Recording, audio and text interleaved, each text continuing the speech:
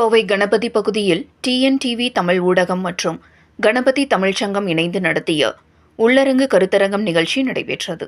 இதில் பல்வேறு கருத்தாளர்கள் தங்களது கருத்துக்களை தெரிவித்தனர்.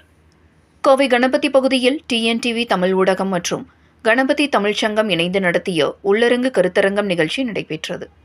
இந்த நிகழ்ச்சியில் தமிழக முற்போக்கு மக்கள் கட்சியின் மாநில தலைவர் வழக்கறிஞர் சக்திவேல் மற்றும் தமிழக முற்போக்கு மக்கள் கட்சியின் மாநில துணைத் தலைவர் வழக்கறிஞர் புஷ்பானந்தம், சித்த மருத்துவர் கோபாலகிருஷ்ணன், வளர் மெய்யறிவாளன், கணபதி தமிழ்ச்சங்க தலைவர் நித்யானந்தன் உள்ளிட்டோர் கலந்து கொண்டு தங்களது கருத்துக்களை தெரிவித்தனர்.